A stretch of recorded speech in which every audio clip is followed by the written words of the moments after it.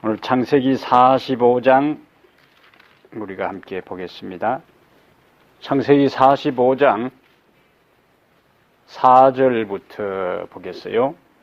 창세기 45장 4절부터 8절까지. 요셉이 형들에게 이르되 내게로 가까이 오소서. 그들이 가까이 가니 이르되 나는 당신들의 아우 요셉이니 당신들이 애굽의 판자라. 당신들이 나를 이곳에 팔았다고 해서 근심하지 마소서. 한탄하지 마소서. 하나님이 생명을 구원하시려고 나를 당신들보다 먼저 보내셨나이다. 이 땅에 2년 동안 흉년이 들었으나 아직 5년은 밭갈이도 못하고 추수도 못할지라. 하나님이 큰 구원으로 당신들의 생명을 보존하고 당신들의 후손을 세상에 두시려고 나를 당신들보다 먼저 보내셨나니 그런즉 나를 이리로 보낸 이는 당신들이 아니요 하나님이시라. 하나님이 나를 바로에게 아버지로 삼으시고 그 온 집에 주로 삼으시며 애굽 온 땅의 통치자로 삼으셨나이다. 아멘. 오늘 저녁에 우리가 45장을 좀 살펴보겠습니다. 우선 1절부터 다시 보겠어요. 요셉이 시종하는 자들 앞에서 그 정을 억제하지 못하여 소리 질러 모든 사람을 자기에게서 물러가라 하고 그 형제들에게 자기를 알리니 그때에 그와 함께 한 사람이 없었더라. 요셉이 큰 소리로 우니 애굽 사람에게 들리며 바로의 궁중에 들리더라. 오늘 45장은 요셉의 생애 가운데 클라이막스입니다. 아주 극적인 장면이, 결정적인 순간입니다. 44장에 반복해서 나오는 단어가 아버지라는 단어예요. 유다가 요셉 앞에서 지금 그 아버지와의 관계 속에서 그 시몬, 그 다음에 베냐민, 그 다음에 자기의 가정사를 지금 가지고 요셉에게 감성적으로 호소하는데 계속 나오는 단어가 아버지, 아버지, 아버지요. 그리고 44장 34절 마지막에도 내 아버지에게 미침을 보리이다. 마지막 단어도 아버지고 또 베냐민 동생 이야기. 그럼 야곱에게 있어서는 아버지 야곱이 다른 12아들들 가운데 가장 사랑했으니까 요셉도 아버지를 사랑했을 것이다. 정서적으로 굉장히 밀착된 관계예요. 그 다음에 자기 친동생. 그러니까 44장에서 유다가 아버지와 동생의 이야기를 반복해서 할 때에 이미 요셉이 그 감정을 통제하는 것에 대한 것들이 이제는 불가능해진 거예요. 그래서 45장에 이제 그 감정을 더 이상 억제할 수 없으니까 주변에 있는 애굽 사람을 다 나가게 하고 소리 질러 그랬잖아요. 다 물러가라. 그러고 2절에 요셉이 큰 소리로 우니 방성대곡이라 그러잖아요. 이때 요셉이 어떤 마음에서 이런 울음이 터져나오고 그냥 흐느끼 우는 게 아니고 방성대고 큰 소리로 울 때 여러분이 요셉이라면 어떤 감정이 복합적으로 작용했을까요?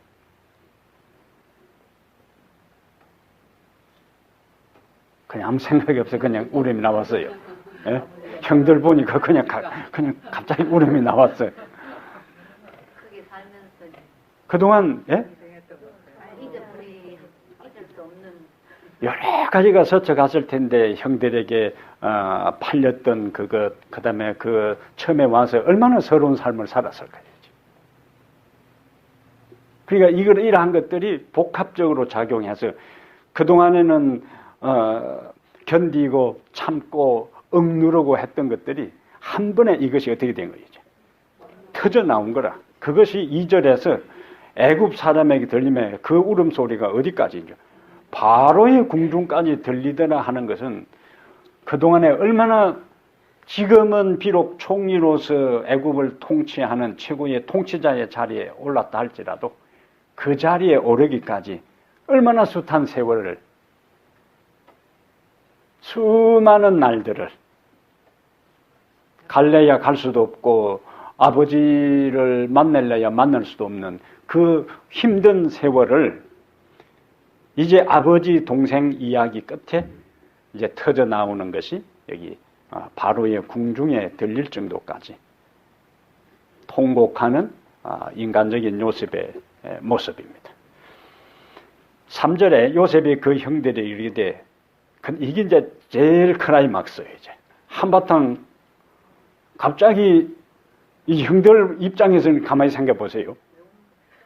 유다가 한참 호소를 하는데 갑자기 그냥 옆에 있는 그 경호하고 옆에 있는 시종한테는 큰 소리 좀 나가라고 소리를 지르더만 그냥 우르제끼는 거예요. 형들 입장에서 어땠을까요? 이 사람 왜 갑자기 이 사람 왜 이러지? 그냥 완전히 뻥한 상태예요. 이거는 굉장히 충격적인 사건이에요. 한창 내 이놈들 하고는 딱 폼을 잡고 있던 사람이 갑자기 주변에 있는 사람들 다 물리치고는 그냥 통곡을 해나가니까 멍한 상태인데 갑자기 3절에 요셉이 형들에게 나는 할 때까지는 이제 큰 문제가 없는데 나는 요셉이라 하는 그 순간에 그냥 이것이 뭔 소리냐 그거죠. 예?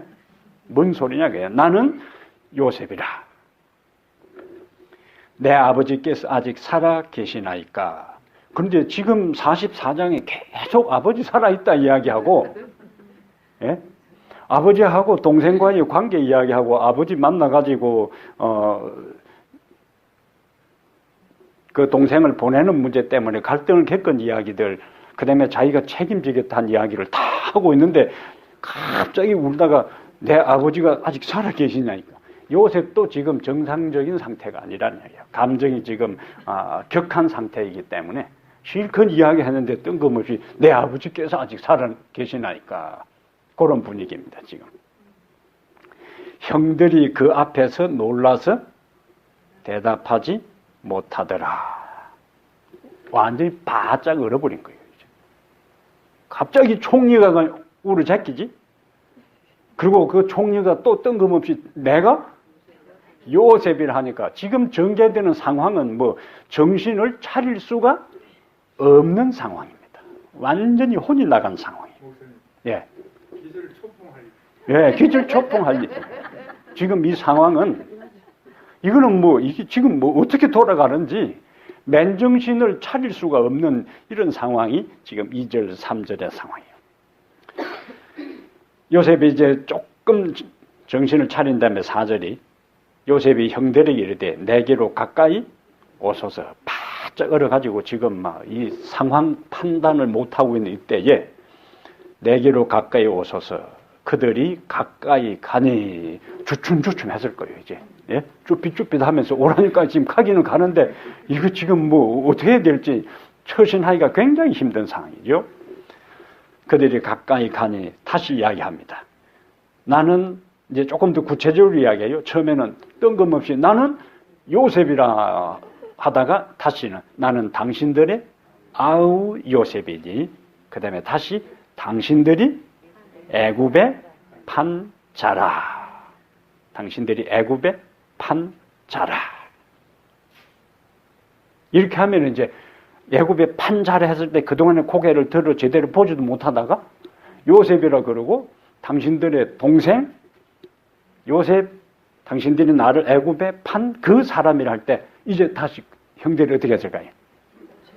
가만히 이제 보니까 뭔가 뭐 이거 어린 시절의 그 모습들이 이제 남아있는 그 장면이 지금 이제 4절에 다시 전개되는 거예요. 지금까지 세월이 얼마 흘렀는가? 22년 흘렀습니다. 22년. 17살에 이제 팔렸고 30살에 총리가 되었고 그 다음에 풍년 7년이 지났고 그 다음에 이제 흉년 2년이기 때문에 그걸 계산하면은 22년, 그러니까 요셉이 지금 39살이 된 거예요. 이제 22년 동안 형들의 입장에서는 쉽게 요셉이 잊어지지 않았을 거예요. 그 구덩이에 던졌다가 그 다음에 이제 던지려고 할 때에 요셉이 애걸복걸 하면서 살려달라고 애원했던 그 눈초리, 그 눈망울, 눈동자, 그 다음에 이스마엘 상인들하고 흥정할 때 제발 나를 좀 팔지 말라고, 형 앞으로 진짜 잘할 꿈이야기 이런 거 입 밖에도 안 꺼내고 무조건 잘할 테니까 얼마나 빌었을까요? 얼마나. 예? 자기 인생이 끝나는 순간에 뭐 얼마나 빌었을까요? 형들에게. 그런데 형들이 완전히 얼굴에 살개가 가득 차서 시끄럽다 하고는 취업하면서 딱 묶어가지고 넘겼을 때 그 형들이 22년의 세월이 흘러도 아버지가 가끔씩 요셉이 생각나는 이야기를 할 때마다 자기들이 저지른 것들이 마음속에서 되살아났을 것이다. 요셉이 마지막 그 끌려가는 뒷모습, 그리고 아버지의 절망, 이러한 모든 것들이 잊을 수가 없이 그들의 기억 속에 다시 이제 생생하게 살아났을 거예요. 그러면서 요셉은 구체적으로 당신들이 애굽의 판자라, 이제 여기하고 5절부터 연결을 잘 시켜야 되는데, 여기는 분명히 사실을 이야기했어요. 이건 이제 현상이라 그러는 거예요. 우리 자주 제가 이야기해요. 현상과 본질, 성경을 읽을 때 현상과 본질을 잘 구분해야 돼요. 당신들이 나를 팔았다. 그건 실제요, 실제. 현상이라. 그런데 5절부터는 당신들이 애굽의 판자라, 당신들이 나를 이곳에 팔았다고 해서 근심하지 마소서 해놓고, 하나님이 생명을 구원하시려고 나를 당신들보다 먼저 보내셨다. 그 다음에 7절에 하나님이 큰 구원으로 당신들의 생명을 보존하고 당신들의 후손을 세상에 두시려고 나를 당신들보다 먼저 보내셨나니, 그런즉 8절에 나를 이리로 보낸 이는 당신들이 아니요 하나님이시라. 위에는 분명히 시작할 때는 뭐라고 해야 되는데, 당신들이 나를 팔았다. 애굽에 팔았다. 그 현상이에요. 근데 요셉은 그 현상만을 이야기하지 않고 본질을 이야기합니다. 그 너머에, 현상 너머에 하나님이 역사한 것을 여기서 강조하고 있어요. 우리가 그 부분을 다루기 전에 요셉의 눈물을 통해서 감성, 그 살아온 모진 세월, 서름, 고통들이 형제들을 만나면서 이제 통곡으로 터져 나왔는데, 나중에 다시 14절 보면은 자기 아우 베냐민의 목을 안고 우니 베냐민도 요셉의 목을 안고 우니라. 그래서 창세기 후반부 요셉의 생애에 들어갈수록 울보 요셉의 이야기가 반복해서 나오는 거예요. 울보. 계속 상황이 되면은 이제 눈물이 터져 나와요. 근데 한국 사람들은 사내 자식은 울면 안 돼. 남자아이 울면 사내 자식이 말이야. 뚝뚝. 그리고 때려. 그러니까 때리면서 운다고 또 때리고 울지 말라고 때리고. 그 아이들이, 이 한국 사람들의 이 교육이 굉장히 아이들이 헷갈리게 만드는 거예요. 예.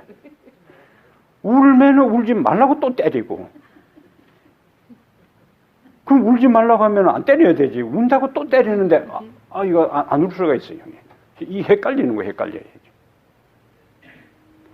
그냥 성경은 영적인 사람이든지, 남자든지, 여자든지 상관없이 눈물은 여자의 무기라고 하지만은, 성경은 인간이 가지고 있는 고유한 감성, 감정을 절대로 부인하지 않습니다. 그래서 그 사람의 인격적인 건강성은, 정신적인 건강의 상태는 인간이 갖고 있는 희로애락의 기본적 감정을 느끼고 표현할 줄 아는 그것은 그 사람이 건강하다는 이야기예요. 기쁜 일을 보면은 기쁘고 우스운 이야기를 하면은 웃어야 되는데 어떤 사람은 우스운 이야기를 해도 이다 말아버리는 거예요, 그냥. 예? 웃음이 생길 듯 하다가 또 딱 그냥 폼을 딱 잡는데 우스운 일이 있으면 웃어야 정상인 거예요. 하다가 딱 그치면 안 되고. 슬픈 일을 보면은 슬퍼야 돼. 눈물이 나와야 돼요. 근데 슬픈 일을 봐도 아무렇지도 않고 기쁜 일을 봐도 아무렇지도 않고 그걸 뭐라고 하냐면 술에 술 탄 듯 물에 물 탄 듯 이렇게 되면 안 된다. 감정이 살아있는 것은 그 사람이 건강하다는 이야기입니다. 요셉은 애굽의 총리로서 그 당시에 그 강력한 통치력을 행사하는 사람이었지만은 그에게 있어서 무엇이 있었는가? 감성이 살아있었다. 그래서 기쁠 때 기뻐하고 슬플 때 슬퍼하고 또 즐거움을 보면 즐거워하고 그러한 감정을 정상적인 감정을 가진 사람이 건강한데 성경에서는 중요한 것을 하나 뭐라고 이야기하냐? 그것을 다스리라. 다스리라. 그래서 절제요, 절제. 절제라 하는 것은 모든 것을 금하는 것이 아니고 삼가야 할 것을 삼가하는 것이 절제예요. 초상집에 가가지고 희죽희죽 웃으면 안 된다는 이야기예요. 예? 초상집에 가서 희죽희죽 웃으면 안 되는 거예요. 그 가서는 얼굴도 심각하게, 물론 이제 이 서양 문화에서는 그 장례식에 나와서 말하는 사람도 조크를 던져요. 그리고 또 같이 웃고 하는 그런 이제 서양 문화예요. 그러나 동양 문화에 있어서는 그것이 쉽게 수용되질 않아요. 그러니까 문화적 흐름과 분위기에 우리가 맞춰야 되는데 희노애락에 대한 감정을 우리가 갖때 그것을 뭐 할 줄 알아야 된다고요? 절제할 줄 알아야 된다. 그래서 잠언서에 반복해서 강조하는 것이 마음을 다스리는 문제를 강조하는 거예요. 우리가 지난번 외운 말씀 가운데서도 잠언 15장 1절에 뭐예요? 과격한 말은 노를 격동하거니와 유순한 대답은 분노를 쉬게 한다. 팍 싸붙이고 나면 우선은 시원할 수 있어요. 그런데 후유증이 있습니다. 후유증이 있어요. 그래서 자기의 마음을 다스리는 자는 성을 빼앗는 용사보다 낫다. 성을 빼앗는 것은, 전쟁에서 성을 빼앗는 것은 그건 쉬운 게 아니에요. 만약에 전쟁에서 나가서 한 성을 공격해서 점령했다면 그것은 그 나라의 일약 영웅이 되는 것이고, 임금의 총애를 받는 완전히 척근으로 자리 잡을 수 있는 것이 뭐냐면 성을 공략해서 영토를 확장하는 일이. 근데 솔로몬은 자기의 마음을 다스리는 그 가치를 성을 빼앗는 장군보다 더 소중한 가치를 여겼기 때문에 자기를 다스릴 줄 안다 하는 것이 굉장한 덕목으로 인정하는 거예요.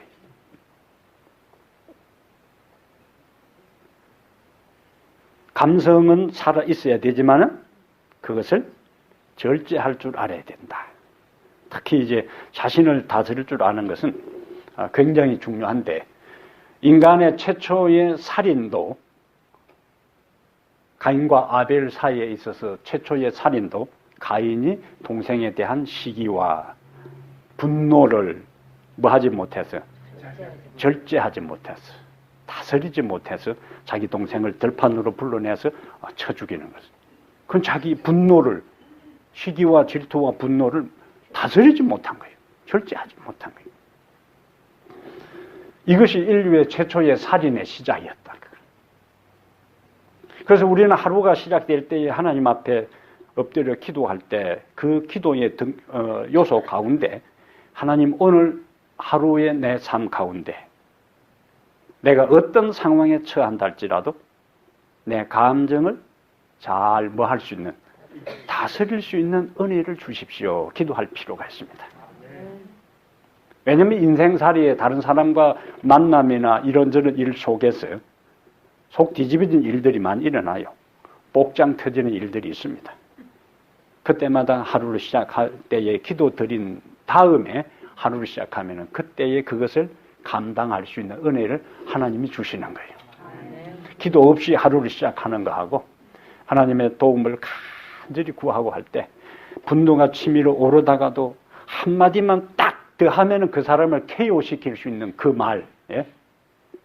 그런데 우리는 마지막 말을 참아야 합니다. 그 사람의 인격, 그것이 그 사람의 인격적 성숙도를 판가름하는 기준이 되는 거예요. 팍 한마디만 더 싸붙였으면 그만 완전히 결정적 승리를 얻을 수 있어도 그 마지막 한마디를 뭐 할 수 있는 사람?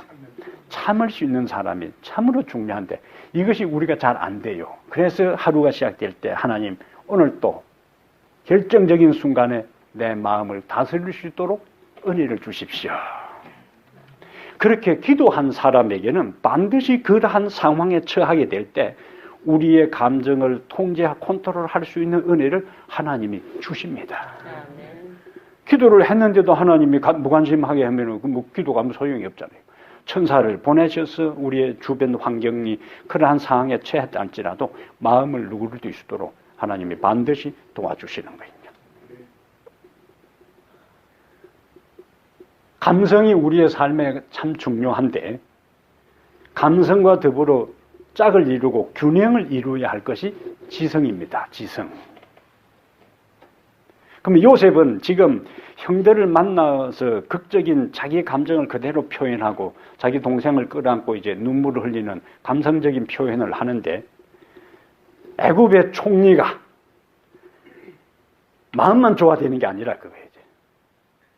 네? 애굽의 총리가 마음만 좋아서 되는 게 아니라 그래서 요셉은 7년 동안의 풍년과 7년 동안의 흉년을 어떻게 슬기롭게 넘어갈 것인가에 대한 뚜렷한 지성적 감각을 가지고 있었다는 거예요.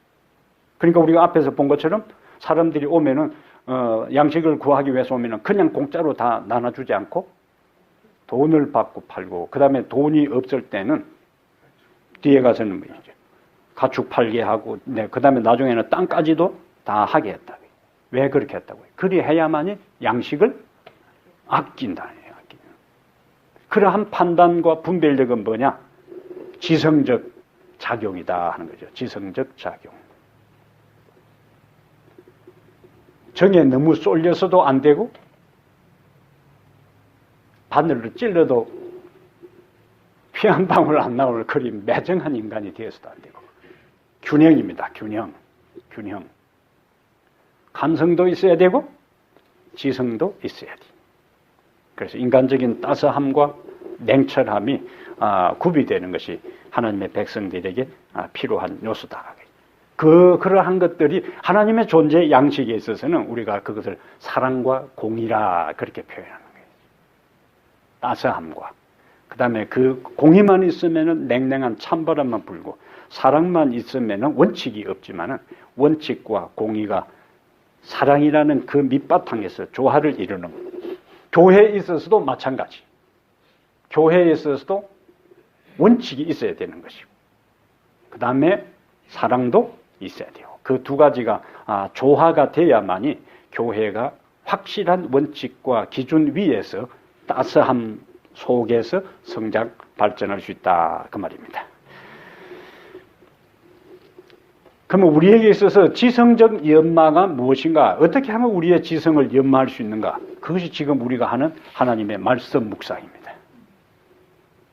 그동안에는 머리를 안 썼어요.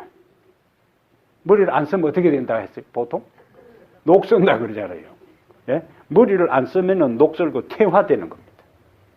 그래서 말씀 묵상은 우리의 지성을 연마하는 거예요. 그래서 이 말씀을 의미를 찾는 그 과정에서 그냥 의미를 찾고 교훈을 얻는 것으로 끝나지 않고 말씀을 깊이 생각하고 의미를 찾고 나에게 적용하고 실천하는 그 과정을 통해서 우리의 인간 삶에 판단하고 분별하고 결정하고 통합하는 그러한 것들을 하나님께서 우리에게 보너스로 주신다는 거예요. 예?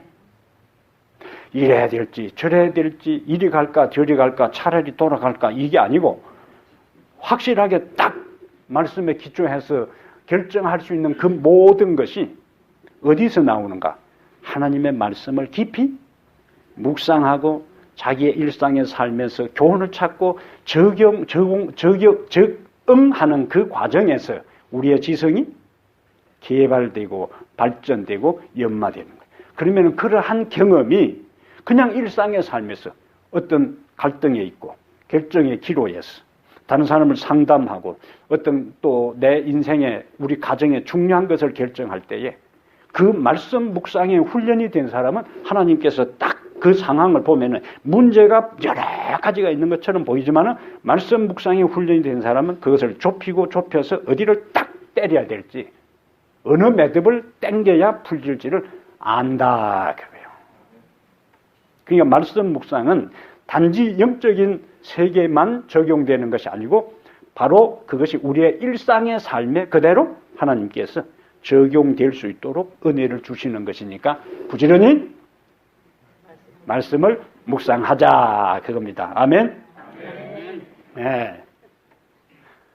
하는 사람 복을 받는 거예요. 하는 사람은 부지런히 말씀을 묵상하는 사람은 복을 받습니다. 하나님은 절대로 그냥 복을 안 줍니다. 그것이 지금 창세기의 요셉이 양식을 그냥 무턱대고 퍼주는 것이 아니고 딱 그 정확한 규율을 가지고 그 양식을 퍼주는 그것처럼 하나님의 축복이 하나님이 마음씨 좋은 분이라서 무조건 그냥 주는 분이 아니라는 거예요. 무조건 줘가지고는 그것에 대한 가치를 모르고 그것이 축복이 아니라 그 받을 만한 준비가 되어 있지 않은 사람에게 그것이 그냥 주어졌을 때는 그것이 복이 아니라 화가 될 수가 있습니다. 재벌 자녀들에게 그 돈을 관리할 수 있는 훈련이 안 된 재벌 자녀들에게 그냥 돈을 몽창몽창 줘보세요. 그것이 그 아이에게는 절대로 유익되지 않고 그 아이를 망하는 길로 가는 거예요. 인간도 사람도 그래서 이 미국에 상당히 여유가 있는 미국의 재벌급들이라 할지라도 자녀들에게 그냥 돈을 안 주고 그냥 학교 보내지 않고 그 혹독하게 초반기에는 훈련을 시키는 것은 나중에 그 아버지 어머니가 가진 그것들을 효율적으로 인류에 기여하고 국가에 공헌하고 사회에 환원할 수 있는 정신적 가치와 훈련을 시킨 다음에 그것을 주는 거예요. 사람도 그렇게 하는데 우리의 모든 것을 너무나 정확하게 꿰뚫어보는 하나님께서 그냥 무턱대고 복을 주는 게 아니라는 겁니다. 그게 성경의 가르침이에요. 그래서 그러한 깨달음이 말씀을 들여다보고 있으면은 나에게 문제점이 무엇인지, 내가 어떻게 살아야 하는지, 내가 어떻게 자녀를 교육시켜야 하는지, 내가 사업을 어떻게 해야 되는지, 어떻게 내가 인간관계를 형성해야 되는지, 교회에서 내가 어떻게 어느 자리를 지켜야 하는지를 끊임없이 하나님은 말씀을 통해서 우리에게 말씀해 주시는 거예요. 그러면 그 가르침을 따라가는 사람은 반드시 하나님이 원하는 그 삶을 살아가게 되어 있습니다. 그런데 이미 하나님께서 그와 같은 가르침을 말씀을 통해서 주시는데 말씀 없이 살아가는 사람이 어떻게 하나님이 원하시는 길을 걸어갈 수 있겠느냐. 제 마음대로 사는 것이. 그걸 경상도 말로 제 쪼대로 산다 그래야지. 하동말로 제 쪼대로 산다 그래야지. 제 쪼대로 살면 안 되는 거네. 하나님이 가라는 그 길을 걸어가는데 어디가 길인지는 말씀 안에 있으니까 하나님은 그냥 성경 안에 길을 바로 한번 들어보면 다 알도록 그렇게 하지 않았어요. 그것을 찾아야 돼. 찾아야 돼.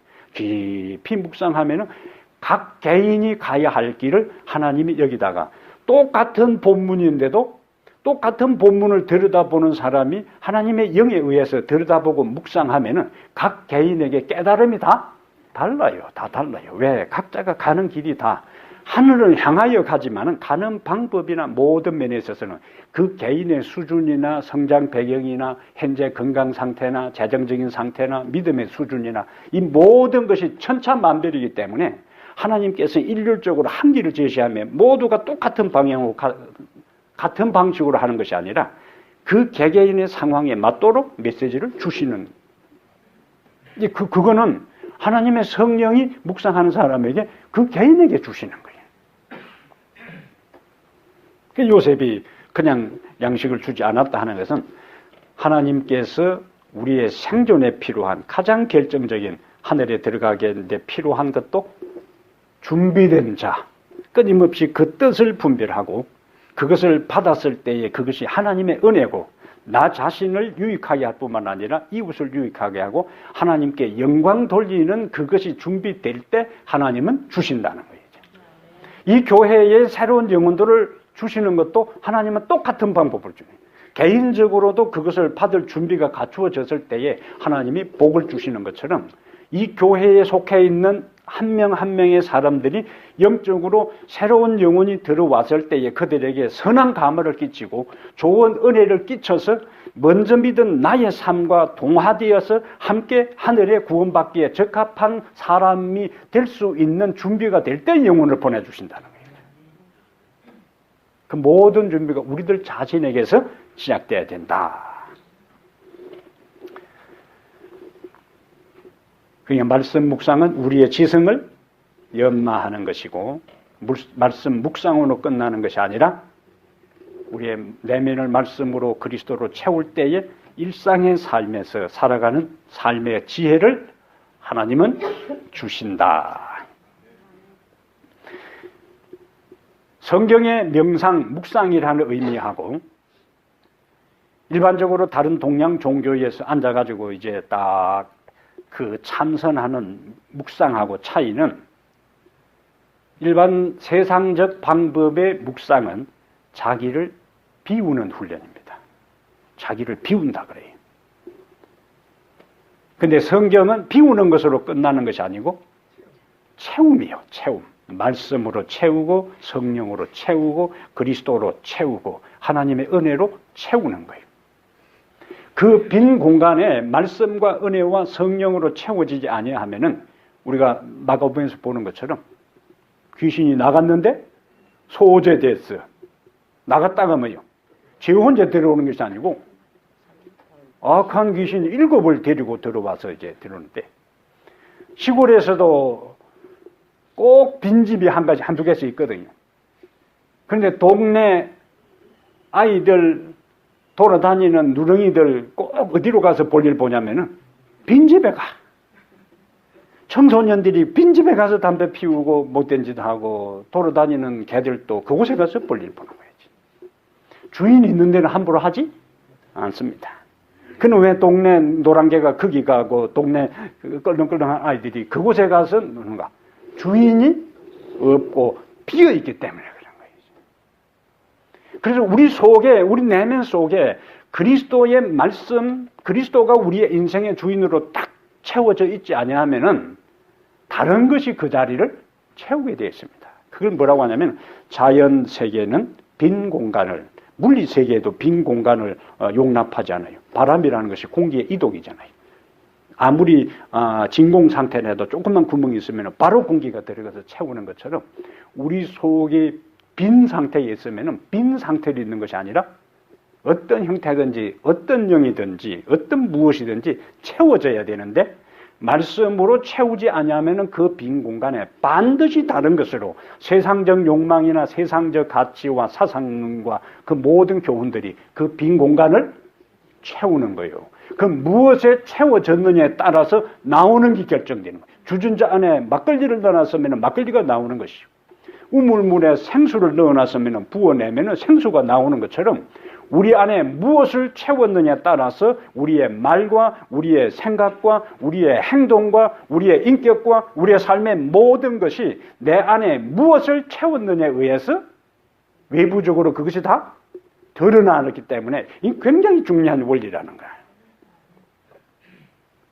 그래서 우리의 생각, 우리의 마음을 말씀으로 채우는 거예요. 말씀으로 채워놓으면 잊어버려야 돼요. 어떤 결정적인 순간이 되면 그 말씀을 하나님께서 딱 생각나게 하시는 거예요. 생각나게 하시는 거예요. 그러나 안 내어놓은 사람에게는 결정 순간에도 생각날 것도 없어요. 절대로 하나님은 인간이 해야 할 일을 하나님은 대신해 주지 않으시고 하나님이 하실 일을 인간이 할 수도 없다. 이게 중요한 명제예요. 사람이 할 일을 하나님이 대신해 주지 않으시고 하나님이 하실 수 있는 일을 사람이 할 수 없다. 말씀을 암송하고 묵상하는 것은 인간이 결심하고 해야 할 일이고 그것을 깨닫게 하고 영적인 교훈을 주시는 것은 하나님이 하시지 아무 생각도 없이 그냥 멍하게 살아가는 사람에게 하나님께서 끊임없이 교훈을 주시는 게 아니라는 거예요. 그래서 지금 계속 듣고 묵상해 놓으면 차곡차곡 채워지는데 그것을 저는 저수지 이론이라 그럽니다. 저수지 이론. 예? 큰 댐, 후보댐처럼 그렇게 탁 골짜기로 이제 그 해놓으면은 그 물이 하루아침에 팍 차지겠어요? 저 멀리까지 물이 쫙 퍼져가지고 서서히 차오르는 거예요. 예? 사방팔방의 지류들, 강물들이 그곳에 와서 그 댐의 만수위까지 오르는 데는 세월이 많이 흘러야 돼. 눈에 잘 띄지도 않아요. 이게 차는지 안 차는지.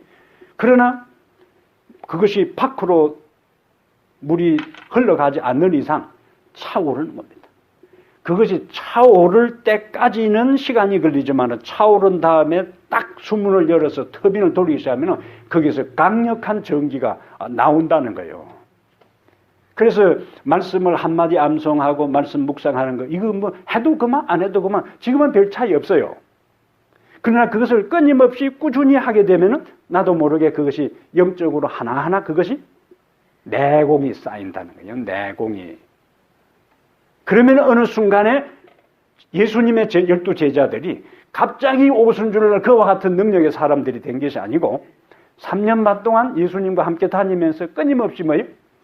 말씀을 들었어요. 말씀을 들었어요. 우선은 그들이 서로 싸우고 서로 주도권을 두고 그다음에 예수님을 부인하고 도망가고 했지만은 그것이 쌓이고 쌓인 상태에 하나님의 성령이 탁 불을 붙여주니까 그 다음에는 세상이 감당할 수 없는 능력의 소유자가 되잖아요.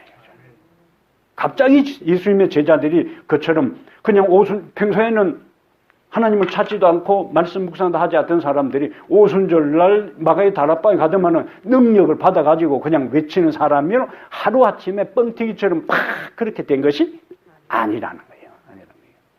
그래서 결정적으로 하나님께서 우리에게 그런 날을 주신다는 것은 이미 약속해 놓았으니까 그 날과 그 방법은 하나님의 영역이고 우리는 우리의 영역에서 내가 할 수 있는 최선의 모든 시간과 노력을 경주하고 기울여서 말씀을 쌓아가는 겁니다.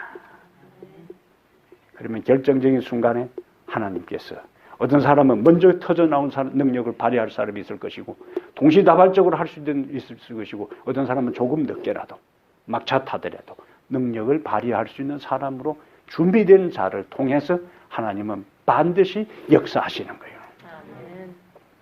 우리는 그날을 보는 겁니다. 왜? 하나님이 약속하셨으니까.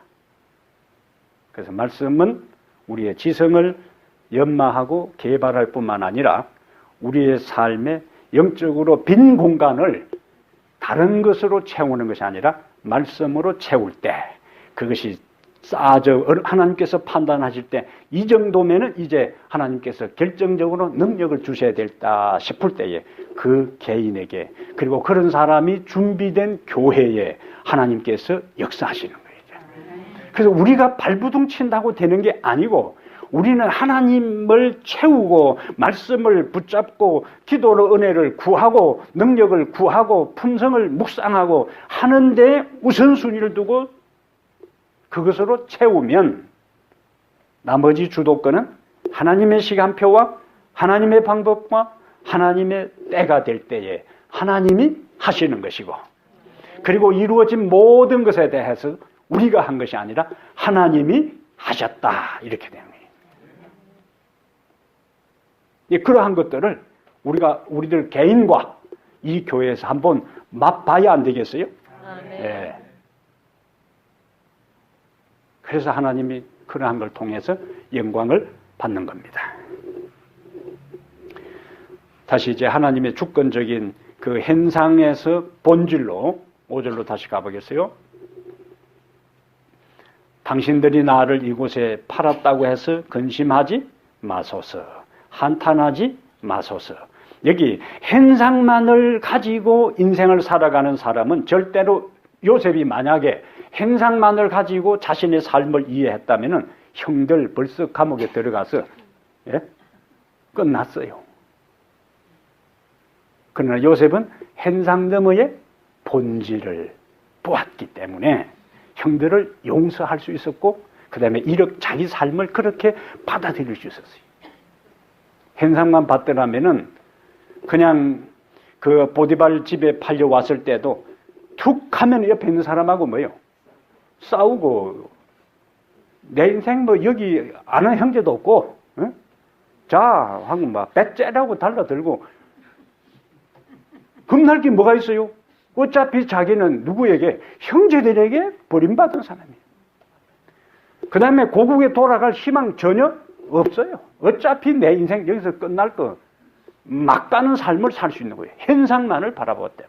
그리고 자기가 힘들게 동료들하고 한판 싸우고 힘들고 힘이 약해가지고 얻어맞고 했으면은 자기를 종으로 판 그 형제들에 대해서 원망, 분노, 온갖 생각들이 섞여가지고 여기서 우리가 우리의 삶을 어떤 관점으로 바라보고 해석하느냐에 따라서 내 인생의 질이 달라진다는 이야기예요. 요셉은 자신의 삶을 현상만으로 접근한 것이 아니라 그 너머의 하나님의 섭리로 인생을 이해했기 때문에 당신들이 나를 이곳에 팔았다고 해서 그건 현상이요. 근심하지 마소서, 한탄하지 마소서. 현상적인 상황만 보면은 지금 형제들은 이제 공포에 질려 있는 거예요. 이제 죽었다고요. 끝났다. 하나님이 생명을 구원하시려고 나를 당신들보다 먼저 보내셨나이다. 이렇게 이해했기 때문에 요셉이 지금까지 견딜 수 있었고 그렇게 자신의 삶을 받아들였기 때문에 하나님께서 그 인생에 복 주실 수가 있었다는 거예요. 예? 이런 마음을 가진 요셉을 하나님께서 어떻게 무관심할 수가 있겠어요? 예? 어떻게 방치할 수 있겠어요? 어떻게 밑바닥 인생으로 살도록 끝나게 할 수 있겠냐고요. 그냥 복을 안 받을 수가 없는 자신의 삶에 대한 이해라 그거라야지. 뭔가 의미 뜻이 있을 것이다. 그 다음에 7절에 반복해서 하나님이 주었고 7절에도 하나님이 큰 구원으로 당신들의 생명을 보존하고 당신들의 후손을 세상에 두시려고 나를 당신들보다 먼저 보내셨나니. 그러면서 시작은 4절 마지막과 5절은 현상을 이야기한 다음에 8절에 본질의 핵심을 이야기합니다. 그런즉 나를 이리로 보낸 이는 당신들이 아니요 하나님이시라. 와. 그 다음에 다시 또 뭐라고 해요? 하나님이 나를 바로에게 아버지로 삼으시고 그 온 집의 주로 삼으시며 애굽 온 땅의 통치자로 삼으셨나이다. 현상은 뭐냐? 바로가 꿈을 해석한 다음에 바로가 요셉을 뭐라고 했지? 내가 너를 총리로 삼는다고 했지. 그건 현상이요. 그러나 요셉은 그러한 현상마저도 뭐로? 하나님이 나를 애굽의 통치자로 세웠다고. 형들이 자기를 판 그 상황과 연장선에서 바로가 나를 총리로 세웠다 하지 않고 하나님이 나를 바로에게 아버지로 삼으시고 그 온 집의 주로 삼으시며 애굽 온 땅의 통치자로 삼으셨나이다. 여기도 누가 나와요? 하나님이 나오는 거예요. 자신의 삶을 되돌아보면서 하나님의 주권적 섭리를 생생하게 경험하고 깨달은 사람만이 이런 고백을 할 수가 있습니다. 우리가 이곳에 이민 와서 여러분들이 초기부터 오늘에 이르기까지 엘렌 화이트이 그 자서전에 엘렌 화이트의 인간적인 고뇌와 눈물이 많이 나오는데 우리가 여기까지 내가 살아온 삶에 대한 것을 되돌아볼 때에 하나님을 찬양하지 않을 수가 없다. 그분에게 영광을 돌린다. 그분이 나를 여기까지 인도한 것을 생각할 때 그분을 찬양하고 영광을 돌리는데 그런 것이라면은 우리의 미래에 대해서는 전혀 염려할 것이 없다. 그래서 그리스도인의 역사, 역사의식은 과거에 머물러서도 안 되고 현재의 삶만 즐겨서도 안 되고 현재를 제대로 하지도 않고 미래의 그 어떤 날만을 기대해서도 안 되고 3차원적 의식과 인식을 가져야 되는 거예요. 그리스도인의 역사관, 역사의식, 역사인식은 과거에 지나온 내 삶의 그것들을 생각하는 거예요. 그 속에서 하나님의 섭리의 손길을 발견합니다. 그러면 연장선에서 그 하나님이 현재 나와 함께 하시고 현재 나의 삶을 돌보시고 인도할 적일 것이기 때문에 그 연장선에서 앞으로 내 미래의 모든 삶도 과거에 인도하시고 현재 나와 함께 하신 그 하나님이 내 미래의 삶도 인도하실 것이다. 이것이 그리스도인들의 역사식이에요. 왜냐하면 시간이라는 것은 과거와 현재, 미래의 3차원적인 이 시간이 함께 어우러져서 역사를 이루기 때문에, 시간을 이루기 때문에 이러한 것들을 자꾸 자기 삶에 적용시켜서 묵상하는 것은 굉장히 중요한 요소입니다. 이러한 의식이 있었기 때문에 요셉은 형들에게 완전히 두려움과 공포에 잡혀있는 형들에게 이렇게 간증할 수 있었어요. 그러니까 현상에서 어느 단계로 들어갔다고요? 본질로. 그래서 우리의 몸은 현상이요. 보이는 현상이요. 그러나 항상 그리스도인들은 현상을 무시하지 말고 현상을 인정하되 현상 너머를 보라. 이 요셉은 그냥 처음부터 하나님이 나를 이곳에 보냈다 하지 않았어요. 분명히 짚잖아요. 당신들이 나를 애굽에 팔았다고 확실하게 그 사실은 짚고 넘어가요. 얼렁뚱땅 넘어가지 않습니다. 정확하게 이야기해요. 그러나 그 너머에 하나님이 섭리하시고 관여하셨다. 9절부터 잠깐 하고 9절만 잠깐 하겠어요. 당신들은 속히 아버지께로 올라가서 아뢰기를 아버지의 아들 요셉의 말에 하나님이 나를, 거기도 다시 나오죠? 하나님이 나를 애굽 전국에 주로 세우셨으니 지치 말고 내게로 오사 아버지 아들들과 아버지의 손자들과 아버지의 양과 소와 모든 소유가 고센 땅에 머물며 나와 가깝게 하소서. 여기는 나눔에 대한 거예요. 나눔. 자신만을 위한 삶에는 행복이 없습니다. 이기적인 마음에는 기쁨이 있을 곳이 없습니다. 요셉은 지금 자기 혼자 자신의 영화를 누리려고 하지 않고 형제들과 아버지와 후손들과 함께 자신의 영화를 나누어 누리려고 하는 겁니다. 진정한 기쁨은 나눔에 있어요. 그래서 사도행전 20장 35절에도 주는 자가 받는 자보다 복이 있다. 왜냐하면 하늘의 원리는 주는 거예요. 요한복음 3장 16절에 하나님이 세상을 이처럼 사랑하사 독생자를 주셨으니, 오늘 하나님께서 우리에게 주신 그 모든 것들이 다른 사람과 함께 나누면서 그것이 더 큰 축복이 된다 하는 것. 그래서 우리에게 주어진 복음, 우리가 경험한 구원, 우리가 체험한 은혜, 우리가 발견한 진리, 우리의 가슴 속에 품고 있는 예수 그리스도, 우리와 함께 하신 성령의 모든 은혜도 이제는 뭐요? 나누는 거예요. 그걸 가리켜서 전도라 그렇게 하는 거예요. 그래서 주는 자가 받는 자보다 복이 있다. 나눔을 통해 우리는 더 성숙하고 나눔을 통해 우리는 더 믿음 안에 성장하게 됩니다. 왜냐하면 예수님께서 주라 그래 하면 너희에게 후히되어 누르고 흔들어 넘치도록 너희에게 안겨주리라. 말씀도 나누고 은혜도 나누고 사랑도 나누고 물질도 나누고 나눌 때 그 가운데 우리에게 하나님께서 기쁨을 주시고 하늘의 원칙, 하나님의 품성에 참여하도록 우리를 도우십니다. 주께서 이 저녁에 현상을 넘어서 본질로 들어간 요셉의 인생관, 그러한 관점으로 우리의 삶도 바라보고 그 다음에 준비된 자, 그러한 마음으로 하루하루를 살아간 그 요셉에게 하나님께서 싸울 것이 없도록 복을 부어주신 그 하나님께서 오늘 우리의 삶에도 그런 축복을 주시기를 바랍니다. 우리 하나님 아버지, 조용한 저녁입니다.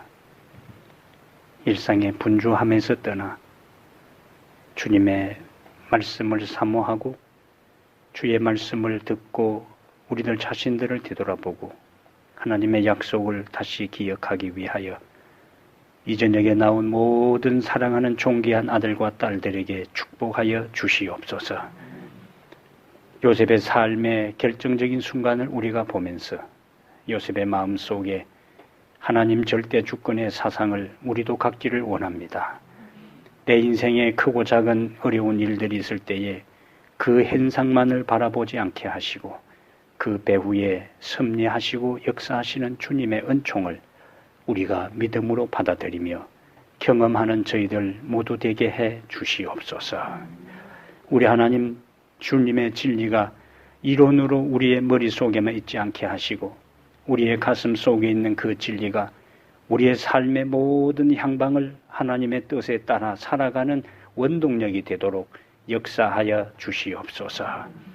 이제 우리가 이곳에서 엎드려 기도하는 이 시간들을 통해 하나님의 임재를 더 많이 경험하게 하시고 하나님의 능력이 우리들 개인을 통하여 역사함을 체험하게 하시며 그리하여 이 교회에 우리들 자신들이 변화되고 새로운 영혼들이 와서 또 변화되어 하나님의 영광이 감도는 은총의 교회가 되고 역사하는 교회가 되고 성령 충만한 교회 되도록 인도하여 주시옵소서.